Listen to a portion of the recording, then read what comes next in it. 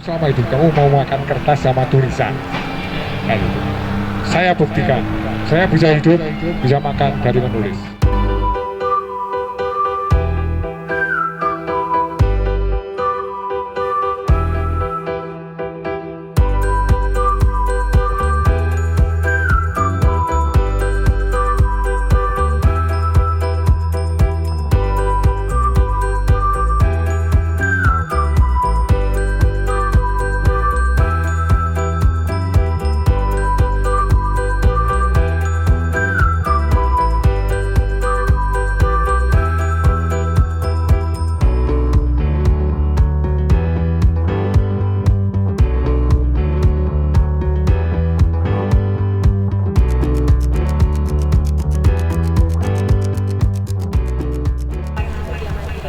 Saya sendiri, saya menggantikan posisi ya, kita sama-sama bersama teman-teman ya.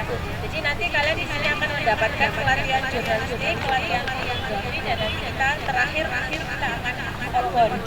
Harapannya dari pelatihan ini kalian nanti bisa menulis dan bisa menonton foto, nanti akan kita tampilkan penulis terbaik dari gambar terbaik akan kita berikan di tabloid Kotar. Tabloid Kotar itu adalah tabloid pendidikan di 14 tahun sejarah, tapi sekarang baru kemarin baru meninggal karena dulu sebagai sekretaris redaksi Suara Dakwah dan Pak Hendro Martono, sehingga belum bisa terbit. Agustus nanti kita terbit, jadi nanti kita bisa terbitkan di tabloid Kotar. Tabloid Kotar itu kurang lebih cetaknya 1000 eksemplar,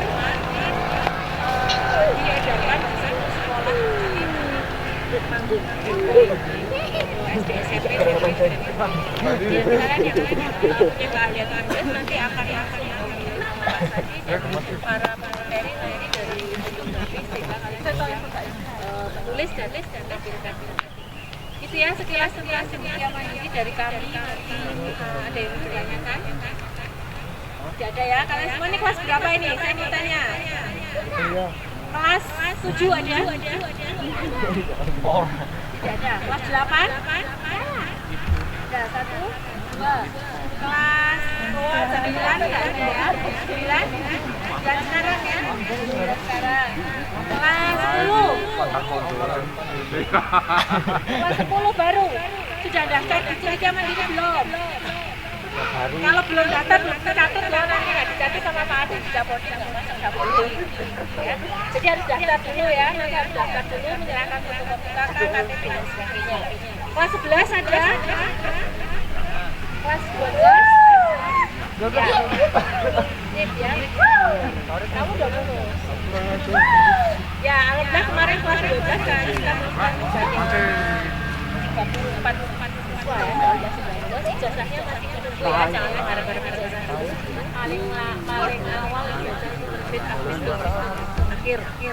Biasanya yang formal belum, kita juga belum masuk pendataan.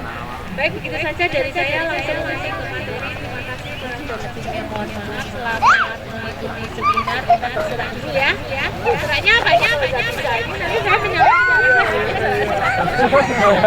Ya, sendiri apa Dewi? Saya. Sendiri apa Dewi?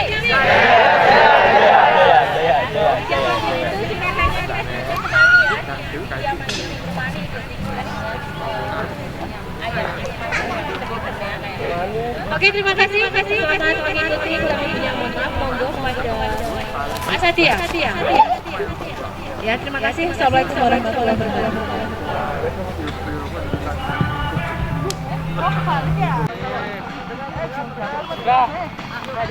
Warahmatullahi wabarakatuh.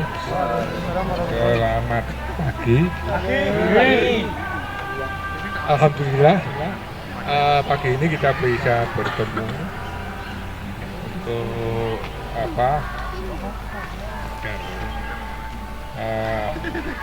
mengadakan beberapa pelatihan dari jurnalistik, fotografi dan lain sebagainya. Mungkin adik-adik belum kenal saya ya. Sudah sering ketemu tapi belum kenal saya ya. Mungkin kalau namanya sudah kenal. Cuman nanti saya akan beri sedikit karena waktunya yang sebentar. Saya hanya sedikit memberi pelatihan tentang teknik penulisan. Saya dulu bekerja sebagai wartawan itu hampir 40 tahun ya. Terakhir 24 tahun saya di Republika. Ya, di wartawan Republika sama 24 tahun. Nah, saya melihat kemampuan anak-anak untuk menulis itu sangat sangat kurang. Padahal kalau bicara pinter-pinter, padahal orang menulis itu hanya memindahkan pembicaraan ke huruf-huruf atau kalimat-kalimat yang ditulis. Sebenarnya menulis itu tidak susah ya. Menulis itu sangat gampang. Apalagi menulis berita. Menulis berita itu jenis tulisan yang paling gampang. Karena apa? Karena hanya memindahkan omongan orang atau mengutip omongan orang, menuangkan dalam satu tulisan.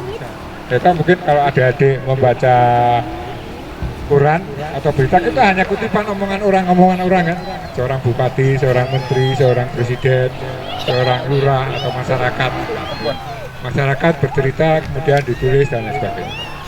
Nah kemudian untuk bisa menulis ya, ini ada satu teknik atau teori khusus yang membuat kita sangat gampang menulis nanti ya.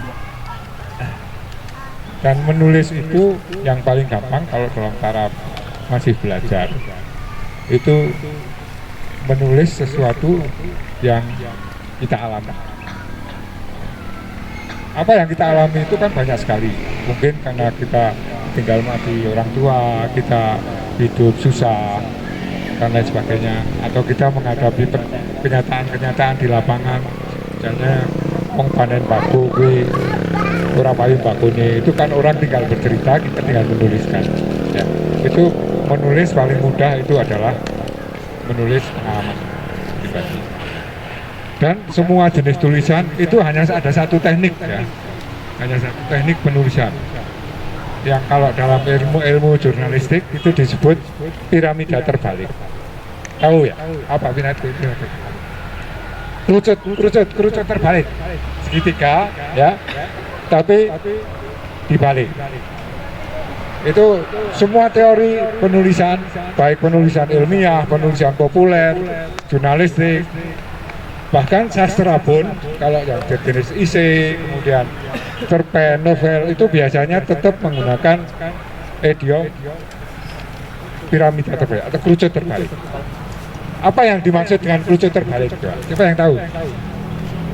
Kerucut itu kan bentuknya segitiga, ya, tapi dibalik. Yang atas jadi yang lebar, ya, yang bawah yang lancip. Itu dalam teori penulisan disebut, kalau yang melebar itu adalah sesuatu yang sangat penting ya. Jadi yang sangat penting itu di atas sendiri ya, di atas sendiri, kemudian semakin ke bawah itu semakin tidak penting. Itu kerucut terbalik. Ini memang berbeda dengan teori bahasa yang mengatakan wah, pembicaraan semakin mengkerucut. Artinya kalau pembicaraan semakin mengkerucut itu dari pembicaraan yang tidak penting kemudian mengerucut pada satu yang kepentingan sesuatu ya. Tapi kalau dalam penulisan itu justru logikanya dibalik. Nah, ada yang berbeda dalam penulisan sastra misalnya ya. Itu tapi yang umumnya itu adalah dengan sistem tetap sama dengan sistem kerucut terbalik tadi. Biasanya kalau misalnya sebuah novel ya, ini yang tidak penting dulu ya, misalnya cerita tentang pacaran dan lain sebagainya, kemudian semakin ke bawah kesimpulannya apa, itu tahu ya saya maksud ya. Ya, kita kembali pada ini penulisan yang akan kita pelajari itu penulisan khusus saja ya. yang secara spesifik, yaitu penulisan jurnalistik, yaitu tetap menggunakan kerucut tertulis. Jadi sesuatu yang tidak penting dulu. Sesuatu yang penting dulu, yang di atas. Biasanya kalau omongan seorang bupati itu biasanya yang penting terlebih dahulu. Misalnya soal corona, ya, itu yang penting apa? Misalnya penderita corona di Kabupaten Temanggung semakin naik. Hal ini akibat daripada ketidaksadaran atau rendahnya kesadaran masyarakat untuk melakukan prosedur kesehatan sesuai penanganan COVID-19 misalnya. Ini yang paling penting. Kemudian yang semakin ke bawah itu pernyataan-pernyataan yang kurang penting. Itu satu ya, dalam penulisan. Saya memang sengaja tidak membawa makalah atau pawang ini karena hanya sebentar, kemudian diiling-iling saja ya. Itu prinsip pertama. Kemudian dalam sebuah penulisan ya, kita bicarakan penulisan jurnalistik saja ya. Nanti jurnalistik apa nanti belakangan itu menggunakan prinsip 5W1H. Mungkin sudah banyak yang tahu 5W1H. What? Kalau saya bahasa Inggrisnya nggak tahu malah nih. What, where, when, who, why. Ya, tadi apa, siapa, di mana. Nah, orang masih bingung. Seorang penulis pemula biasanya bingung sih dimaksud 5W1H itu terusan. Apa 5W1H itu dalam sebuah tulisan secara keseluruhan sampai selesai atau bagaimana? Jadi 5W1H itu pada pernyataan pertama, pada alinea pertama. Misalnya seorang bupati mengatakan atau Bupati Temanggung Al-Hadik mengatakan bahwa COVID-19 di Temanggung ya, itu semakin bertambah. Nah, terus di mana di Temanggung? Kan? Siapa? Bupati Temanggung. Kapan? Ya bicaranya. Ya, jadi unsur 5W1H itu terangkum dalam satu alinea. Tahu ya maksudnya ya? Jadi kalau kamu nanti misalnya menulis hari Minggu bersama komunitas belajar cendekia mandiri mengadakan pelatihan jurnalistik di mana di Jumprit. Ya. Siapa cendekia mandiri, apa pelatihan kan? Jadi 5W1H itu di alinea pertama. Jelas ya? Bisa tahu nanti kalau menulis. Jadi ini saya kasih teori yang paling gampang dan mesti bisa, harus bisa. Soal bahasa dan lain sebagainya kating percobaan nggak masalah, tapi yang penting strukturnya. Jadi ini pertama saya ulangi lagi, secara keseluruhan menggunakan prinsip piramida terbalik. Yang kedua, idiom yang teori apa namanya, cara yang kita gunakan menggunakan prinsip 5W1H. Nah, kemudian bagaimana cara menyusun alinea? Jadi memang tidak ada teori yang spesifik atau keharusan yang spesifik mengatakan bahwa satu alinea itu harus sekian kalimat. Tapi yang berlaku di dunia jurnalistik dimanapun, dan ini berlaku secara internasional, ya, itu idealnya, paling ideal dalam sebuah tulisan apapun bentuknya, baik itu tulisan cerpen misalnya, atau berita atau feature dan lain sebagainya, atau karya ilmiah atau karya ilmiah populer, itu satu alinea itu idealnya maksimal hanya 3 kalimat. 3 kalimat, ingat ya, 3 kalimat. Jadi hanya ada 3 titik. Kadang-kadang kita menulis sesuatu itu saya sering sekali karena saya pernah jadi editor ya di Republika. Jadi sering orang itu dalam menyusun kalimat itu kadang-kadang satu alinea itu bisa sampai 5-6 kalimat. Ini tidak menarik untuk dibaca. Tapi diusahakan satu alinea atau satu paragraf itu 3 alinea itu paling ideal. Misalnya mau lebih tidak apa-apa, 4, 5, tapi idealnya itu 3 kalimat. Itu dalam menyusun sebuah tulisan. Terus dalam satu alinea jangan mengulang-ulang kata yang sama lebih dari 2 kali. Kadang-kadang anak-anak itu atau teman-teman penulis bahkan guru-guru bahasa Indonesia itu kalau saya suruh nulis itu seringkali dalam satu kalimat itu misalnya menggunakan kata yang itu bisa sampai 4-5 kali atau itu ya. Nah ini harus dihindari. Jadi diusahakan dalam satu alinea itu kata berulang itu cukup 2 kali saja. Kalaupun terpaksa harus menulis kata berulang lagi, dicarikan padanannya. Misalnya itu kata-kata itu seringkali wah kalimat kadang-kadang ono itunya 3, itu bisa yang satu diganti menggunakan tersebut ya.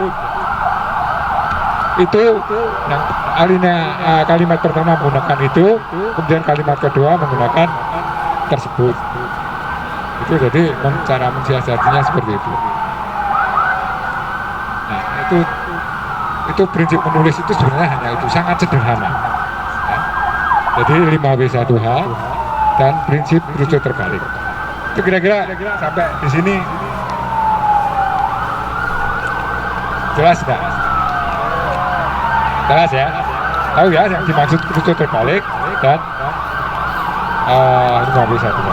Hanya itu kuncinya untuk menulis. Ya, untuk bisa menulis. Jadi baik menulis tulisan karya ilmiah dan lain sebagainya itu hanya itu. Nah, mungkin adik-adik bertanya-tanya ya, jadi dalam dunia tulis menulis khususnya jurnalistik itu apa saja sih nama tulisan itu ya? Kan kadang-kadang mungkin kalau ada adik baca koran ya ada tulisan-tulisan atau berita-berita pendek, ada artikel khusus, ada kolom, kemudian ada kisah sukses seseorang, kan ternyata ada Pak Idi sukses jadi penjual kopi misalnya, terus di situ orang bercerita panjang gitu ya, sering ada tulisan banyak foto-foto itu ya.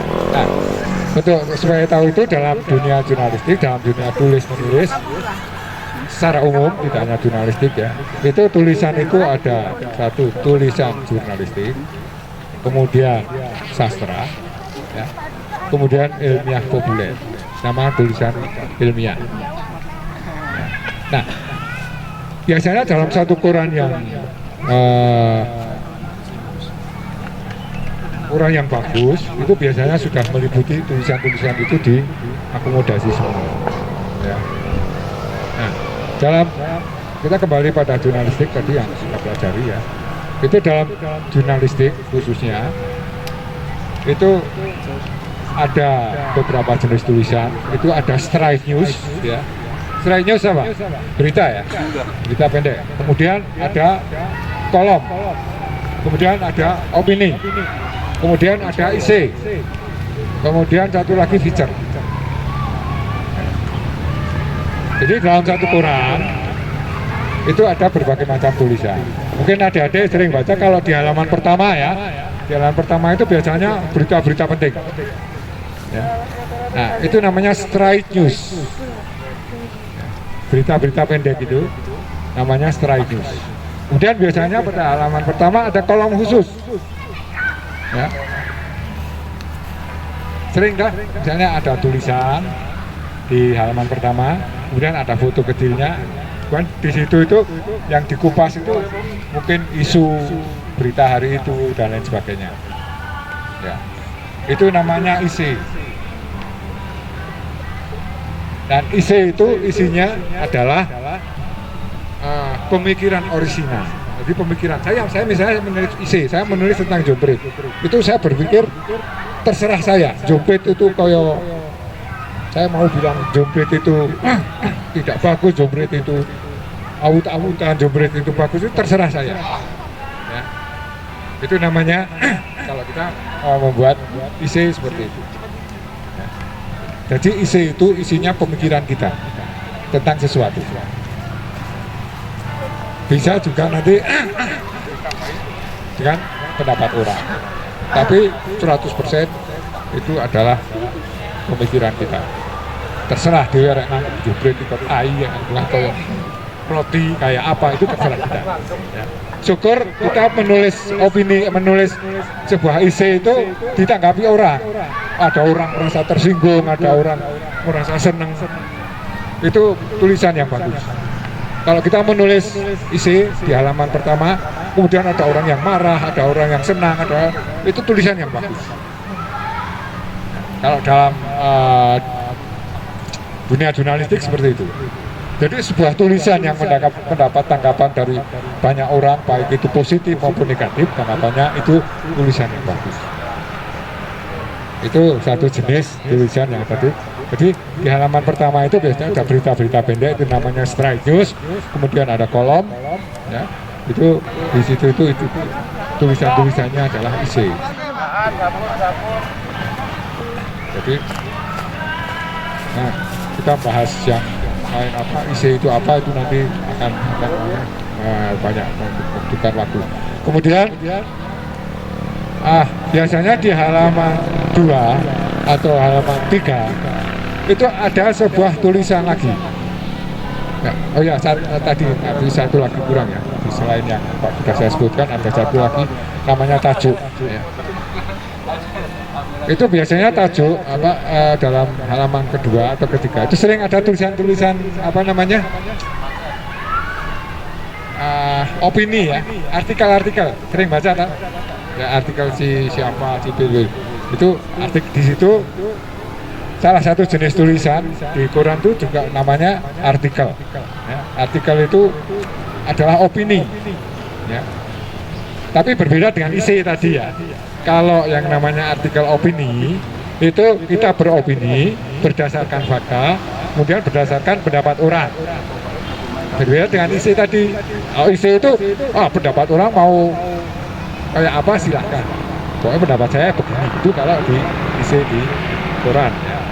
Tapi kalau artikel itu kita ada satu isu, misalnya COVID-19, terus menurut pemerintah bagaimana, menurut masyarakat bagaimana, itu di halaman 2 atau 4 biasanya.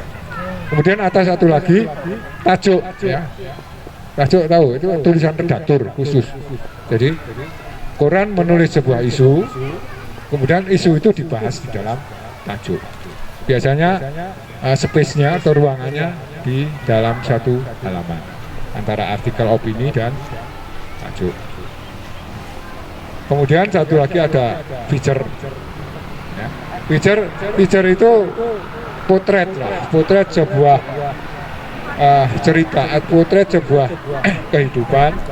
Misalnya seorang mukidi, ya, dia sekarang berhasil menjadi pionir kopi di Kabupaten Temanggung, bahkan di Indonesia. Nah, kok mukidi bisa begitu? Bagaimana awal mulanya? Ya. Itu yang bagus kalau kita menulis feature itu yang kita betul-betul mengenal. Misalnya mukidi. Dulu saya pernah mendapat penghargaan. Saya menulis tentang mukidi. Karena apa?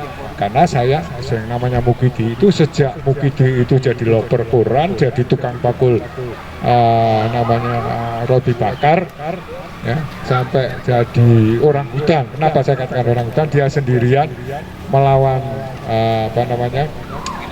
pengundulan hutan dan lain sebagainya sebelum dia terjun ke kopi ya. Kemudian membuat komunitas belajar semacam ini. Ya. Kemudian dari situ sejak dulu dia sudah bicara soal kopi. Tapi waktu itu belum ada nandur kopi ora iso dan lain sebagainya. Jadi, kemudian dia mendapat seorang teman yang dia bekerja dengan seorang teman, mungkin waktu Mbak Mukidi ke Cendekia Mandiri bersama Pak Manono, mungkin ada yang ikut dulu ya. Dia bercerita sambil menangis, bercerita tentang Pak Patono itu ya, yang ngasih, sampai dia ngasih tanah untuk Mukidi, dan sekarang Mukidi sudah jadi seperti itu. Nah itu kalau jadi sebuah tulisan di dalam surat kabar, itu namanya feature. Nah ini sebagai pengetahuan anak-anak ya. Kira-kira ada gambaran ya. Jadi tahu sekarang namanya ya. Oh ini artikel, ini IC, ini opini, kemudian ini Serai News, kemudian ini ada feature. Nah, kemudian mungkin adik-adik pernah baca majalah atau koran-koran, perkembangan koran-koran yang terakhir sekarang ini. Ya. Tulisan itu cenderung apa itu? Ini sebenarnya dulu dalam istilah jurnalistiknya tidak ada, tapi dalam perkembangan terakhir bahwa sekarang kecenderungan koran itu menulis dengan dalam. Artinya dia menulis kasus, kemudian dibuat mungkin sampai 3-4 halaman khusus. Ya. Ini namanya news in the deep, artinya berita dengan pendalaman khusus. Dan ini biasa diterapkan di koran-koran sekarang, nah, kemudian dan di majalah seperti Tempo, dan majalah-majalah yang lain. Itu kira-kira untuk jurnalistik seperti itu ya. Mudeng ya, jelas ya. Tidak usah dicatat, ingat mesti langsung ya. Tata feature ada kemudian 5W1H itu terbalik. Nah, oke itu. Nah, nanti yang akan kita lakukan karena waktunya hanya sebentar sekali. Kalau biasanya idealnya pelatihan itu biasa saya 2 hari. 2 hari dari pagi sampai sore, dari pagi sampai malam biasa. Tapi ini hanya 1 jam mungkin. Ya. Nah, nanti kamu belajar menulis saja ya, dengan teori tadi 5W1H dan apa namanya lucu terbalik. Kemudian bisa saja nanti yang bisa nulis agak sedikit panjang ya, feature yang nah, ditulis saja nanti kegiatan 5W1H. Yang dimaksud nanti evaluasinya kita di basecamp sana ya, di Budi Kencana. Jadi nanti setelah habis acara secara keseluruhan, kamu nanti di rumah tulis. Ya. Siap ya. Oh, jangan muni siap lah toh, kok ngumpul ke biasanya kan ngumpul ke tanggal 10 nih, ngumpul ke tanggal 17. Jadi kita berharap nanti dari anak-anak yang bisa ya. Nah, tempatnya saya pikir lebih pemikirannya nanti lebih maju. Jadi. Kemudian itu saya coba juga mau lihat nanti dari tulisan itu saya bisa melihat dan ini bocah ini punya kepercayaan diri apa enggak. Ya. Benar ya. Jadi kondisi apapun. Ya. Kamu jangan takut, wah aku miskin, saya kurang tua, aku kurang jauh sekolah. Itu harus bilang bahwa saya adalah saya punya eksistensi, saya punya harga diri. Saya dulu tidak pernah sekolah. Boleh percaya atau tidak? Ya, saya dulu SMP tidak sekolah, saya bekerja di toko emas, jadi jadi pelayan toko 1 tahun, akhirnya saya biasa sekolah cuma setingkat SMA. Saya kuliah hanya 2 bulan. Selebihnya saya belajar hidup dari kehidupan. Dan satu yang kita bangun, saya percaya diri. Karena ambil jajan di sana, ngerasa ono Mbak Yuni di sana.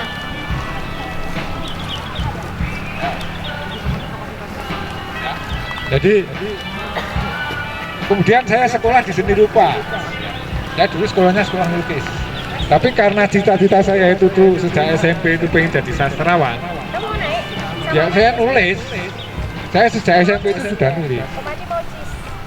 Akhirnya saya kesasar jadi wartawan. Kemudian setelah saya tidak jadi wartawan, akhirnya saya kembali melukis. Jadi itu apa namanya, sampai nanti dari tulisan kita baca akan tahu ya, anak ini punya harga diri, punya kekayaan. Nah, oke. Sudah ya, nanti ini untuk nulis sudah bisa ya, sudah bisa kira-kira. Mungkin ada yang bertanya.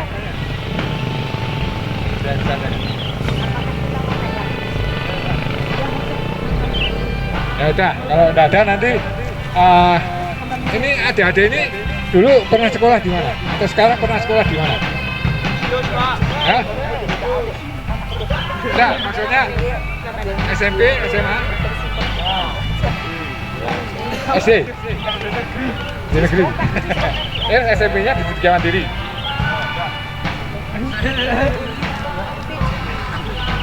Oh, sekolah nanti Pendidikan Mandiri Rapopo. Contohnya saya itu terus tanya, tidak pernah kuliah, tapi saya punya semangat untuk belajar. Saya dulu masuk di Republika itu orang nasional, persyaratannya adalah S1. Saya punya ijazah SMA saja masih hilang ijazah itu. Saya punya pemikiran gitu, kalau saya diterima, walaupun bukan jadi karyawan, saya tidak apa-apa. Saya akan buktikan bahwa saya bisa berbuat sesuatu atau melahirkan karya tidak kalah dengan orang-orang yang berijazah S1. Itu saya belajar sendiri. Saya pelajari karakter atau orang-orang yang di Republika itu dulu adalah orang-orang dari orang-orang Tempo, dan mereka itu rata-rata karena Republika itu kurang Islam. Ya. Itu rata-rata itu S2, S1, S2 dari Al-Azhar. Biasanya dari Al-Azhar yang paling banyak. Dari Mesir. Jadi mereka rata-rata lulusan Mesir. Bahasa Arabnya jago, baca Qur'annya jago gitu. Dan saya ngaji aja baca Qur'an, ada kecodot ya. Tapi ya itu tadi, saya punya semangat, aku harus bisa melahirkan karya seperti mereka. Saya banyak belajar, sampai saya 6 tahun tidak pernah diangkat jadi karyawan. Saya berpikir lagi, saya harus bisa jadi karyawan. Saya buktikan lagi, saya dipanggil ke Jakarta berkali-kali. Saya dijejerke sama orang-orang yang lulusan Al-Azhar Kairo. Ya, kamu harus bisa bekerja dengan mereka. Akhirnya saya bisa sejajar dengan mereka, bisa. Sesama jadi redaktur. Saya tidak hanya bawahan mereka, tapi sejajar. Saya cuma yang tidak bisa, saya cuma bahasa Arab saja. Bisa nih Dorobasa Idun saja. Karena dulu saya pernah ngaji di pondok pesantren Jaidatul Ma'arif. Ya itu kira-kira buat adik-adik ya, pesan saya seperti itu. Jadi dari menulis ini nanti saya lihat bentuk tulisannya sampai nanti kayak apa. Atau bisa saja nanti, atau itu nanti tahap kedua saja ya. Setelah ini nanti saya lihat hasilnya. Saya pengen nanti adik-adik menulis ya. Itu pernah dilakukan almarhum ya, Bu Nurul. Itu anak-anak itu diminta menulis kisah hidupnya, tapi masih kurang bagus ya. Nanti saya minta dari anak-anak yang bisa tulisnya. Mungkin saya pengen kalian punya satu buku nanti yang tulisannya kisah hidup sampean dengan kejujuran, harus 100% jujur.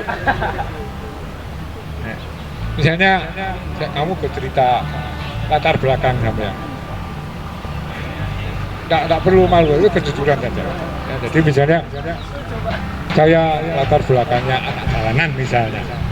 Saya tidak punya orang tua dan lain sebagainya. Kemudian keinginan sampean apa, kendala-kendala apa namanya, kendala hidup sampean itu apa. Kemudian kenapa sampean masuk nggak bisa, kenapa sampean harus begini. Ini nanti akan bermanfaat bukan buat saya ya, tapi bukan buat adik-adik semua. Jadi buat adik akan bermanfaat.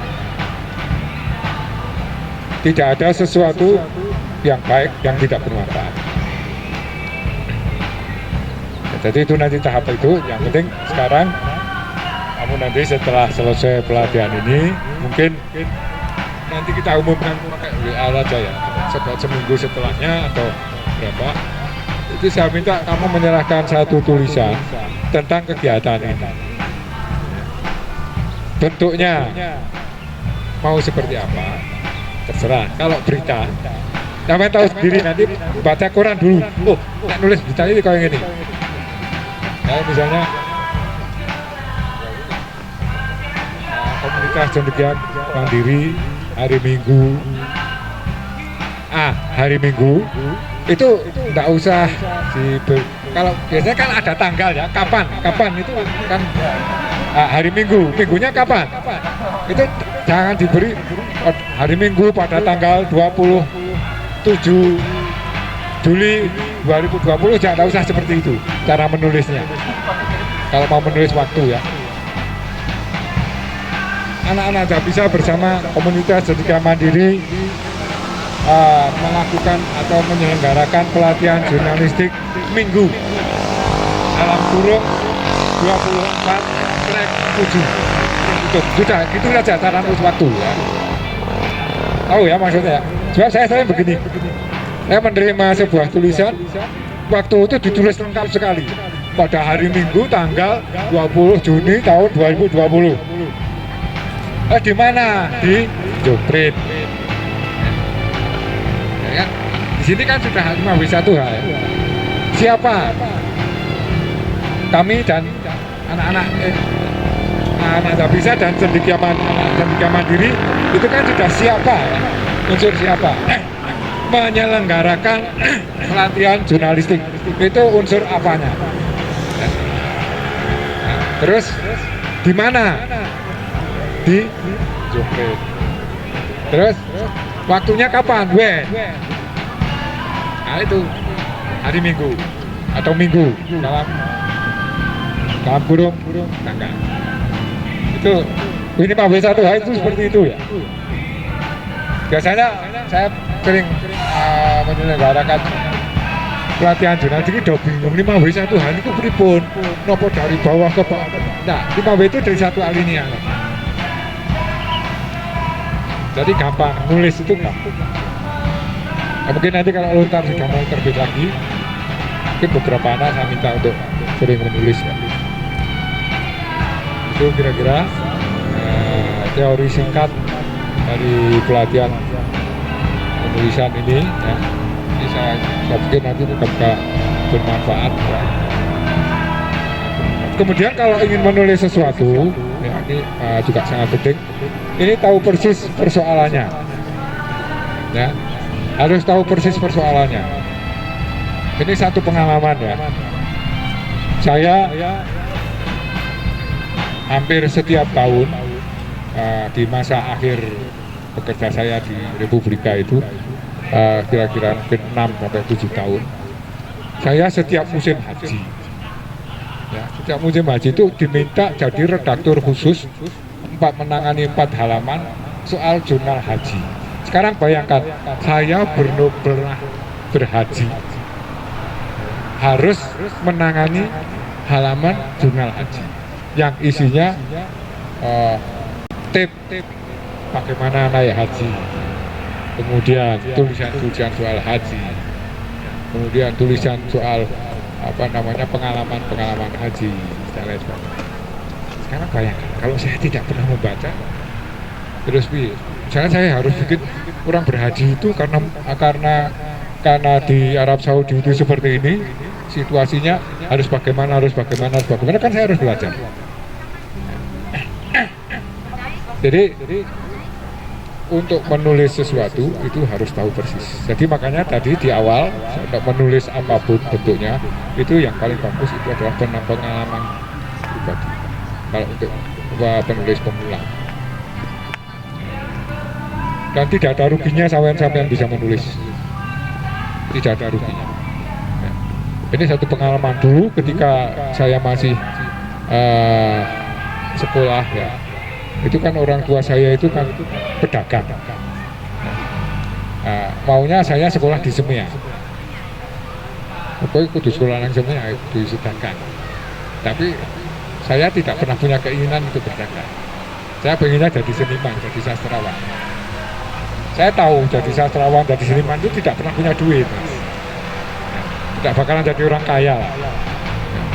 Nah, sampai-sampai orang tua saya bilang, kamu selama hidup kamu mau makan kertas sama tulisan. Nah, gitu. Saya buktikan, saya bisa hidup, bisa makan dari menulis. Ya, nah, itu akhirnya yang memicu semangat saya begitu. Dan saya juga dulu belajar saja, saya tidak berpikir, wah itu perlu nyambut gawe atau enggak. Tapi ada suatu saat pasti bermanfaat. Dulu saya belajar melukis, ya, belajar melukis, tidak pernah berpikir, aku harus jadi pelukis. Bayangkan selama 30, hampir 40 tahun saya cuma malah nulis. Tapi ketika saya sudah tidak nulis mau apa? Akhirnya muncul lagi itu.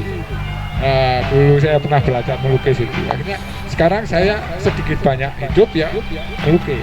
Jadi artinya sesuatu yang positif, sesuatu yang baik itu suatu saat pasti ada gunanya. Belajar menulis pun saya kira nanti suatu saat pasti ada. Ya itu kira-kira gambarannya ya.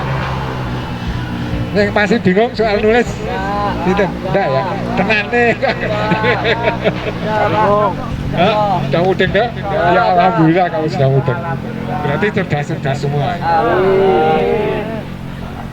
Apa mana ngapal Quran itu mesti cerdas. Insya Allah jadi orang cerdas. Jadi, oh ini pengalaman meneh aku biar mau Quran udah tahu mas. Ya, tapi setelah menjelang wis tua kayak sadar ternyata membaca Quran itu tidak hanya sekedar cerdas cerdas di sini tapi juga cerdas secara hati. Itu sesuatu yang luar biasa menurut saya. Nah, ini kan kalau penghafal Quran juga. Jadi sekali lagi apapun nanti kamu jadinya ya, mau jadi kiai, mau jadi apa, nulis itu satu. Karena sekarang coba kalau sampean mengamati ya, hampir semua kiai, hampir ya tidak semua ya, tidak 100%. Semua orang-orang sufi itu semua jago-jago nulis semua. Mereka hafal Quran. Dari hafal Quran kemudian mereka menulis sesuatu ya, mungkin kalau kamu anak-anak nggak bisa mesti kena sering tahu nama kayak Jalaluddin Rumi, kayak Attar dan lain sebagainya. Itu mereka adalah penghafal Quran dan juga penulis-penulis yang luar biasa. Jadi para sufi, para kiai, kemudian para kiai itu kan banyak menulis kitab-kitab. Mungkin kalau ada dua tokoh nasional yang tokoh paling menonjol di Indonesia itu kan Mbah Kiai Haji Ahmad Dahlan karo Mbah Hasyim Asy'ari ya. Mereka tidak sekedar kiai ya, tapi mereka juga seorang penulis. Kita lihat siapa itu? Hamka. Buya Hamka itu luar biasa.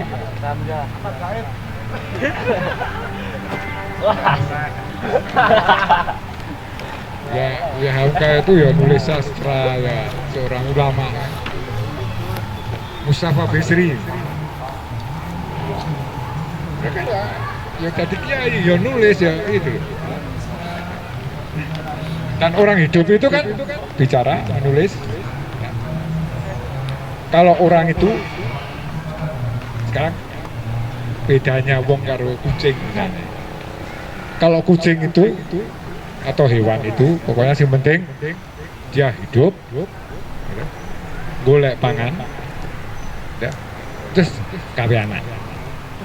Itu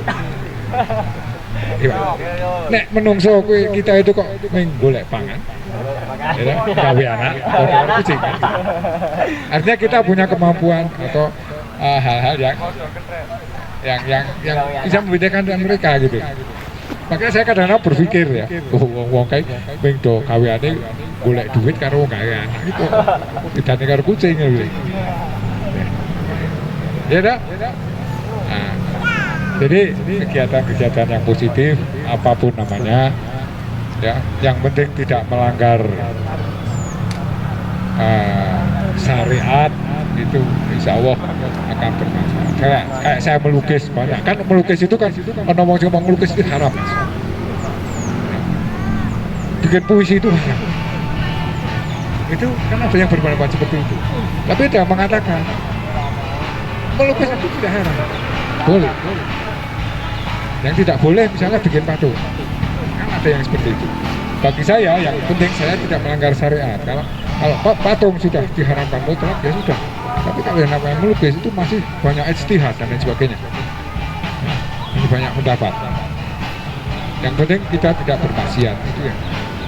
Sama dengan menulis. Ya. Menulis mungkin kalau ada yang sering buka-buka internet kan sering ada tulisan-tulisan yang isinya maksiat. Itu juga haram. Sama saja. Ya, jadi semua harus yang positif itu. Oke ya. Ini waktunya sudah habis. Ini sekali lagi saya minta besok kamu seminggu lagi ya. Ya ini kok medayoh gitu loh. Oh ya ini orang medayoh. Tahu maksudnya? Kalau ya orang medayoh kok cuma nih ya ini orang kumpul gitu. Jadi aku pagi. Ya diusahakan tulisan kalau di komputer ya, kita bisa menggunakan di laptop itu panjang tulisan ini maksimal minimal saja. Kalau tak gawe minimal sealinea menggawe sealinea. Jadi minimal ada 5 alinea. Itu untuk yang ukuran alinea. Tapi kalau menggunakan komputer atau laptop itu minimal 4.000 karakter. 4.000 karakter itu sedikit loh. Sedikit. Saya tahu cari melihat karakternya berapa karakter di Word itu. Kan ada karakter with space dan itu yang gunakan yang tidak menggunakan space. Kan ada 2 macam itu. Ada 2.000 karakter with space, ada 3.000 karakter tanpa space. Ya, yang kita gunakan nanti yang 3.000. Yang 2.000 enggak apa yang pakai space. Itu kalau 2.000 karakter paling berapa kata sih? 1.000 karakter itu sedikit sekali. Saya kalau nulis itu pernah saya nulis 700.000 karakter. Ada itu tulisannya di rumah itu.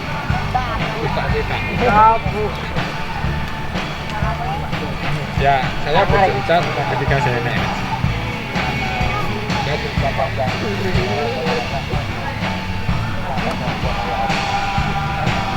Kenapa saya bisa naik haji?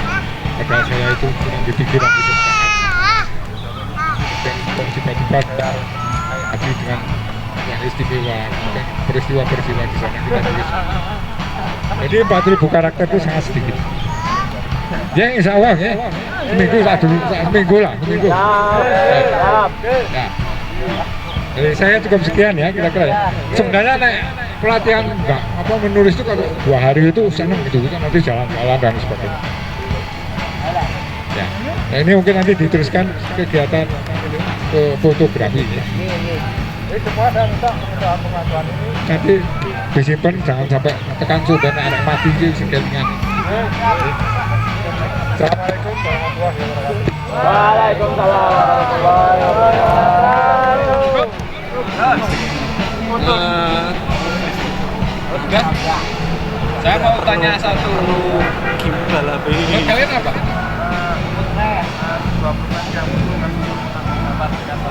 Oh, mengambil gambar dengan bagus. Ini? Orang yang ahli memfoto. Oke. Kamu? Mengambil gambar. Kamu? Oke.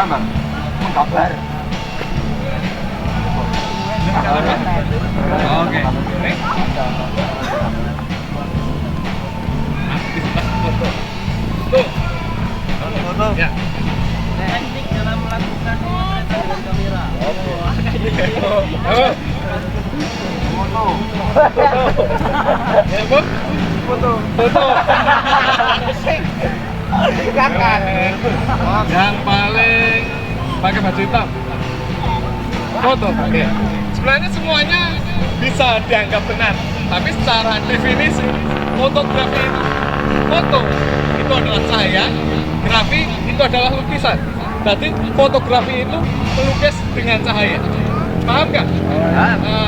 Melukis dengan cahaya itu alatnya kamera. Fotografi itu melukis dengan cahaya. Jadi semuanya cabang bisa dianggap benar. Cuma definisinya, sejarahnya seperti itu dari bahasa Yunani. Sekarang punya impian kamera enggak? Tulislah impian kamera kamu. Gampang sama Pak. Betul lah yang udah punya impian kamera kan? Mereknya udah ditulis aja. Yuk ditulis. Rumah lagi. Nikon, Canon, Samsung, Lumix, Leica, Yamaha. terus Petak, Olympic, Olympus, Olympus. Olympus ini stream band tadi. Oke sudah. Oke kalau sudah, sekarang tengah kertas itu disobek menjadi kotak. Yuk, disobek menjadi kotak. Kotak bisa segi panjang juga bisa.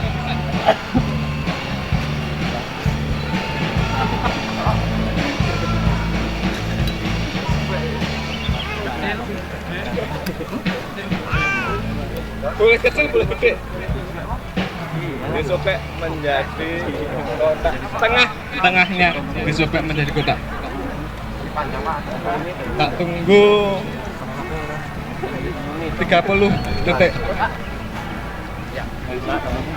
Kondisikan ini, imajinasikan ini kamera kamu. Ya. Ini kamera kamu. Sudah ada mereknya, cuman kita pakai kertas.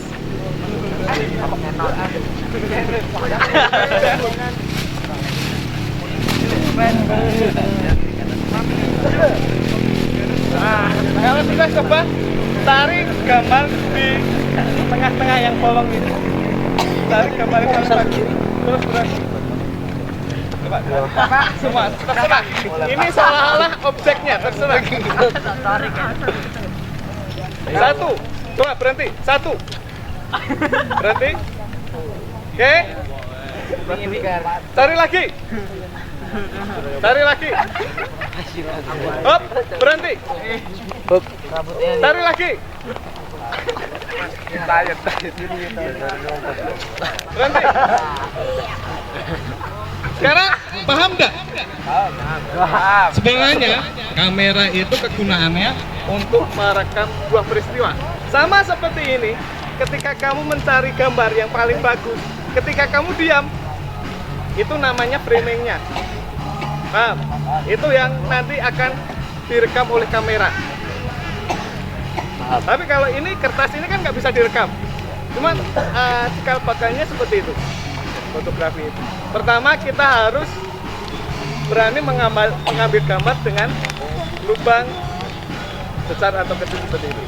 Nanti untuk teknik, juga Mas Uco untuk menerangkan masalah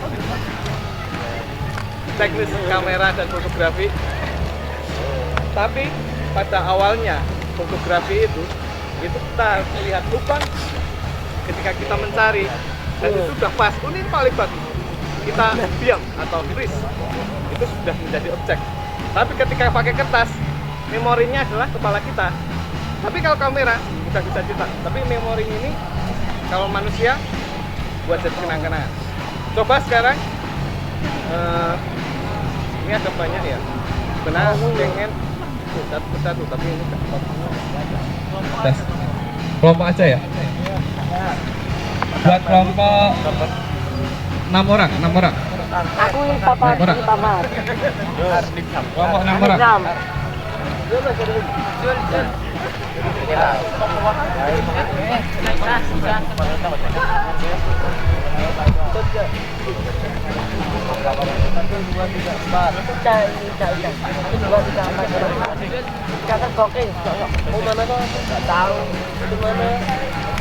Udah? Sekarang ya satu orang berdiri. Satu orang itu berdiri.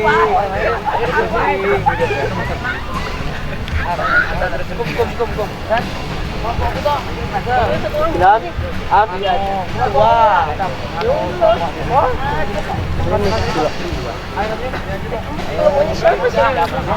Yang 5 orang coba kertas itu menjadikan seolah-olah kamera dan memotret satu objek kamera yang di sini.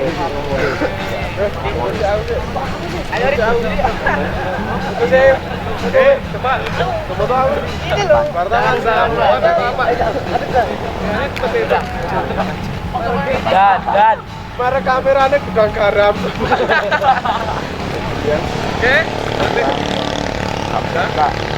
seperti itu. Ketika kita udah dari sebuah gambar, kita harus bisa mengenal masalah komposisi. Nanti komposisi sama teknis pemotretan nanti akan dipelajari. Paham kan?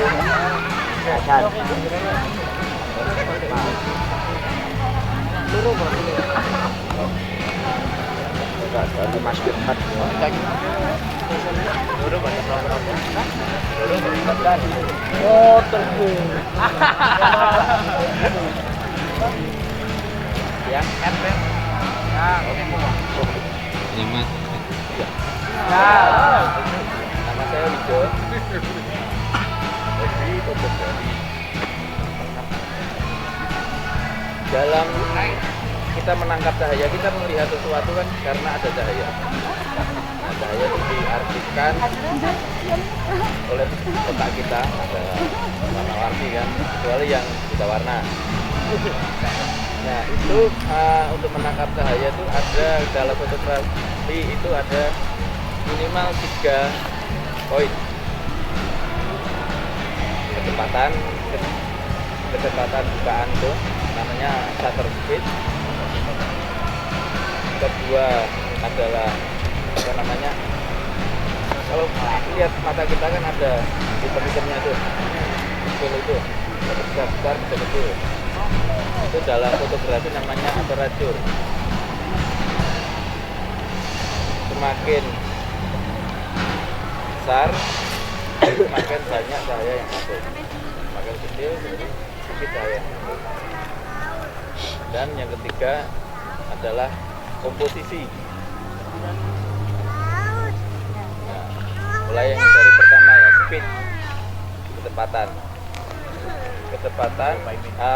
teknik kecepatan apa namanya, bukaan shutter itu kalau di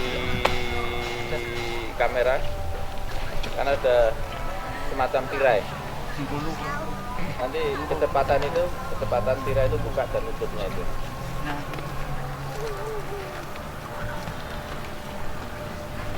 Itu tergantung dari, nah itu untuk menangkap pergerakan, umpamanya orang jalan. Itu mungkin per 60 detik itu bisa berhenti, maksudnya bisa freeze, apa namanya, nggak kabur. Kalau pakai umpamanya di bawahnya 1/60, 1/30 umpamanya ya, itu kan gerakan orang jalan itu apa namanya terkabur, jadi gerakannya dan menutupnya itu nangkepnya bisa kabur. Tergantung apa yang kita foto dan tergantung kan kita melukis dengan cahaya. Tadi sebelum motret itu kita sudah tahu apa yang akan dilukis dengan cahaya itu, umpamanya orang jalan atau landscape, pemandangan, atau kalau hubungan dengan tadi jurnalistik, sebuah peristiwa. Nah itu dalam otak kita sudah pengennya gambarnya itu kayak apa.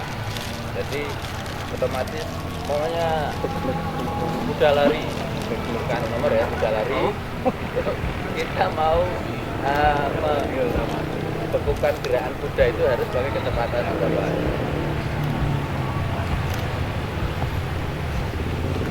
Terus salah satunya umpamanya sport fotografi. Kita motret orang sepak bola, kita motret motor GP. Jadi kan kita bisa membayangkan kecepatan berapa yang harus kita pergunakan.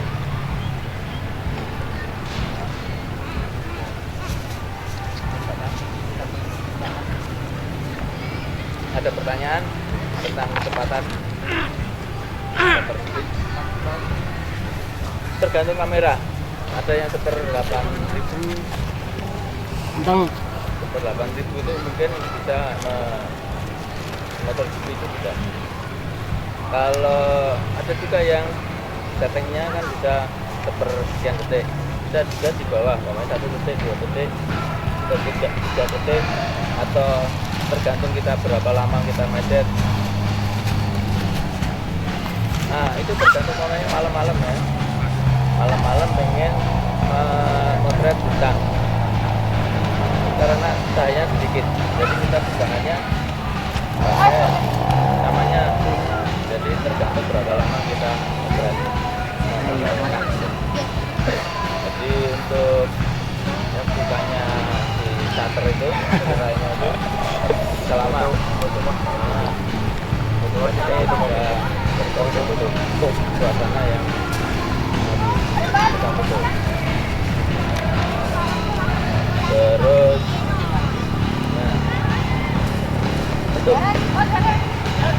untuk potret tekniknya kan supaya tidak getar. Itu biasanya tangan orang itu minimal seper 30. Itu nggak kelihatan getar. Tergantung getar saya. Kalau salah bangun sama 50 isi di arah belakang. Itu tidak getar. Terus kalau ada juga yang lebih banyak dari 8 kali. Umpamanya Naruto ya itu motor GP itu kan suka pakai tele. Kalau tele semakin panjang itu mau getaran makin terasa. Jadi motor GP kencang banget dan pakai tele, nah itu kan jadi dijadikan maksimalan speednya.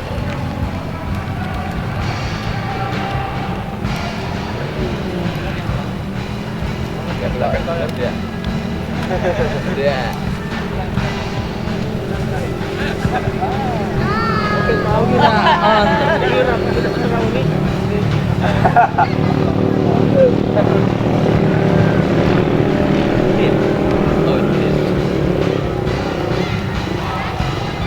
Ada pertanyaan lagi tentang speed?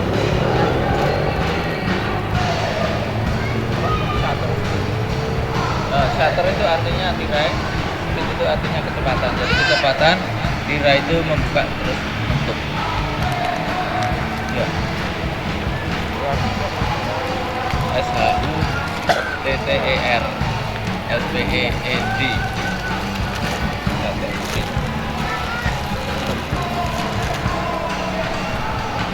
Nah, jam untuk pemotretan itu umpamanya kayak gini kan, ini udah bagus karena banyak cahaya. Kalau yang cahayanya hangat itu di bawah jam 9 dan di atas jam 3. Itu sekitar jam 4, jam 5 itu yang namanya golden light itu kan hangat, warnanya kan hangat merah-merahan. Jadi juga tergantung kepada kita kepengennya suasana hangat, suasana dingin, atau suasana apa. Makanya mau pengen suasana romantis berarti kan cahayanya harus hangat. Kalau mau motret namanya kesannya yang ingin disampaikan itu namanya medeni. Itu kan yang suasana dingin. Ya agak kebuan gitu.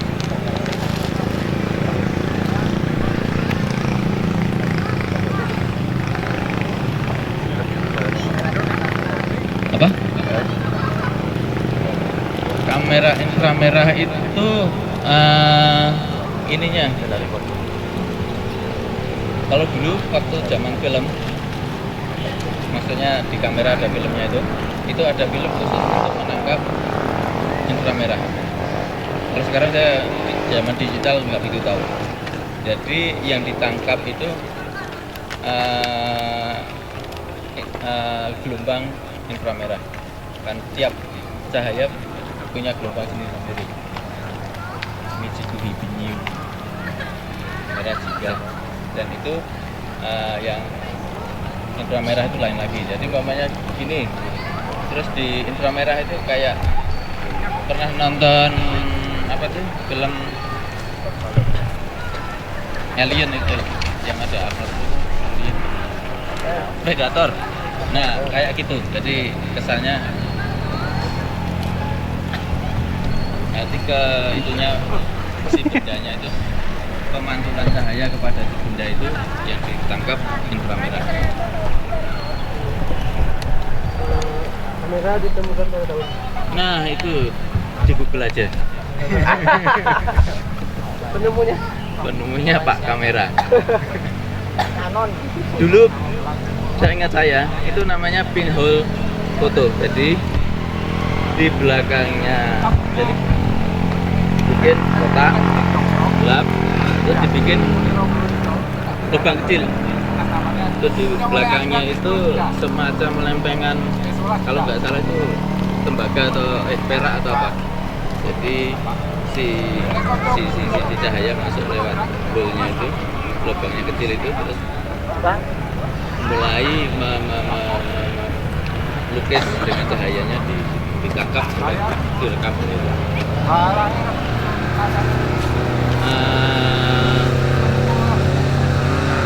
Kalau kita bayangkan mata ya, antara saya melihat pohon ini kan jarak antara pohon masuk ke mata, terus dari mata itu ujung atas jadi ujung bawah jadi ujung atas, jadi ada titik fokusnya di dalam mata, terus diproyeksikan ke saraf-saraf mata itu, terus diterjemahkan sinar-sinar apa aja yang ada terpantul ke mata kita.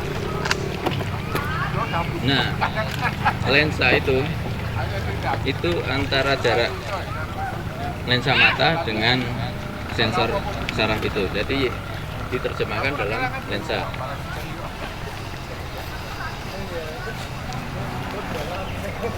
Nah, lensa kan ada lensa yang 50 f50 namanya ya.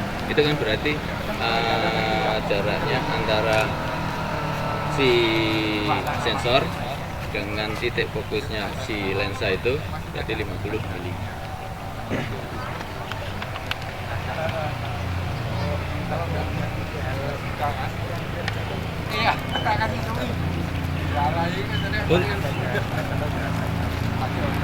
Kalau untuk kamera itu yang sama dengan mata kita 50. Jadi apa namanya? Kalau di bawah 50 itu ada distorsi namanya building apa namanya bangunan. Jadi nggak lurus, tapi kalau kita mata kita lihat yang lurus. Tapi kalau di bawah 50 itu ada bengkaknya. 50 apa? Milimeter. Itu untuk sekarang zaman digital itu, kalau dulu zaman film itu kan cuma ada satu sensor.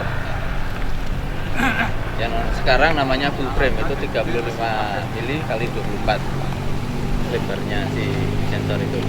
Jadi kalau sekarang zaman digital itu ada yang namanya kamera full frame, jadi yang sama dengan film dahulu, sama yang bukan full frame. Dan biasanya ada tulisan Helix kalau di tas. Nah, kalau yang bukan full frame itu yang sama dengan full frame 50 itu sekitar itu kurangnya kalau full frame 50 sama dengan 70 berarti sekitar 1,5 35 yang untuk non full frame itu sama dengan terjemahannya sama dengan mata kita.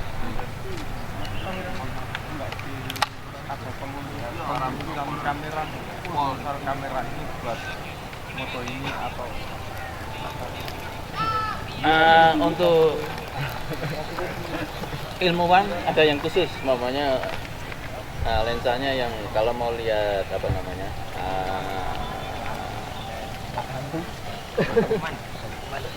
kuman dan lain-lain itu, tapi yang secara umum itu semua sama. Untuk fotografi, mamanya landscape, potret, sport itu semuanya sama secara umum. Tapi untuk hal-hal yang khusus itu perlu kamera khusus. Ada lagi yang pertanyaan tentang full frame, tentang kecepatan. Kamera itu mempengaruhi hasil.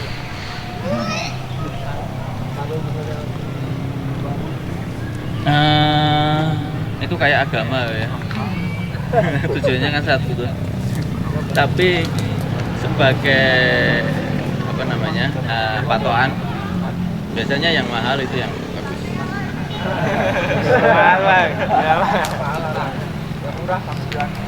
Murah bagus.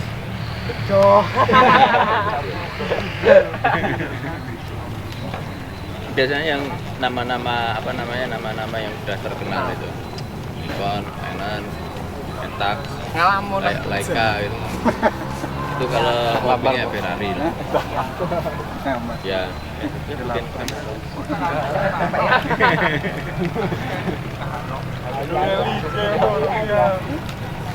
Jadi kecepatan itu pengaruhnya terhadap apa namanya pikiran kita. Mau dibikin kabur, jadi pakai kecepatan rendah. Kalau kabur tapi kelihatan. Jadi kita mau mendefinisikan itu benda itu bergerak.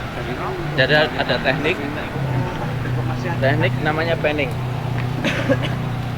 Umpamanya orang bersepeda, kita pakai kecepatan 1/60 itu kan kabur.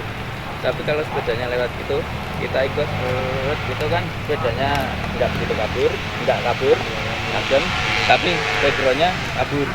Jadi ada apa namanya? Nah, jadi kita bisa menerjemahkan foto itu sedang bergerak.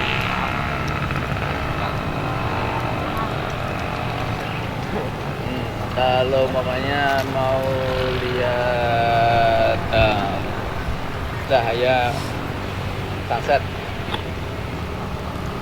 nah itu kalau kecepatannya terlalu rendah atau terlalu, sekarang kan model digital, jadi kita itu sudah ada punya kan apa namanya jarumnya itu, di tengah berarti pas, di kiri berarti kurang, di kanan berarti kecepatannya. Dan di kamera itu ada yang program, jadi tergantung di kamera itu mau apa, terus programnya yang speednya kita sudah tahu, jadi prioritas di speed yang ada tulisannya S gitu. Terus ada yang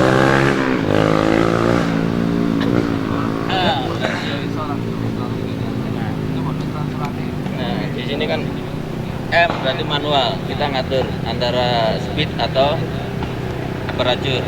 Ini yang A gini, berarti aperture-nya kita yang milih. Programnya yang di kamera itu yang menentukan, atau S speed.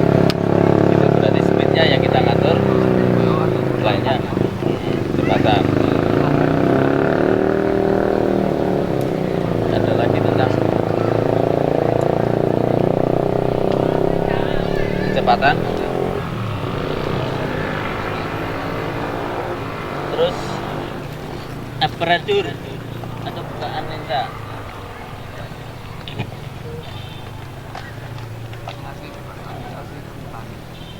Ini lensa 50.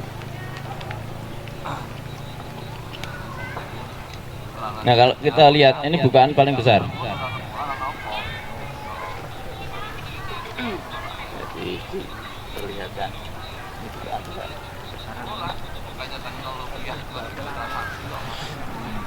Nah, itu kan kelihatan orangnya terbalik.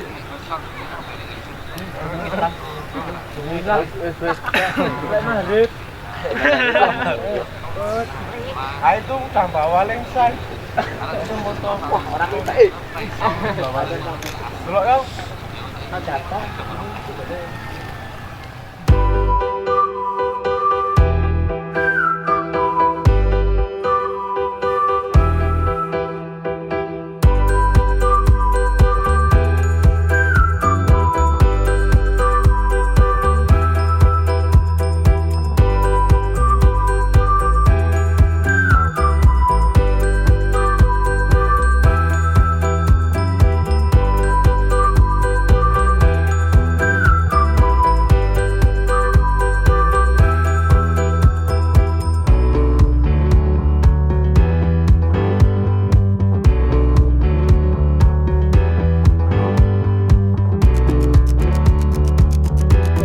Terserah mau dari bawah sana, terserah. Jadi ketika objek satu di sini, kamu bisa muter, kamu bisa cari angle yang paling bagus.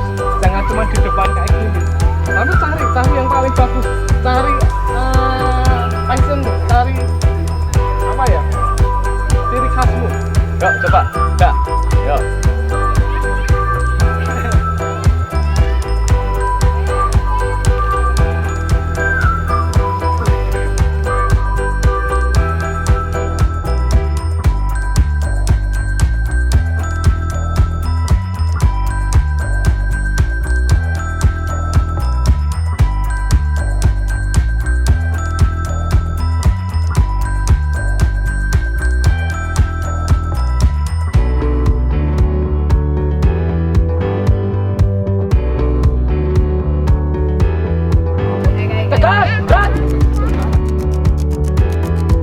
Istirahat di tempat, gerak.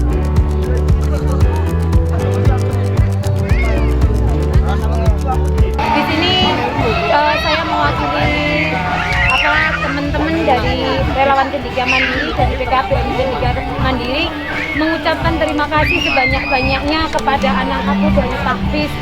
Walaupun mungkin kalian diajak ke sini tidak memuaskan, tidak wah ternyata acaranya seperti ini, mohon maaf sekali.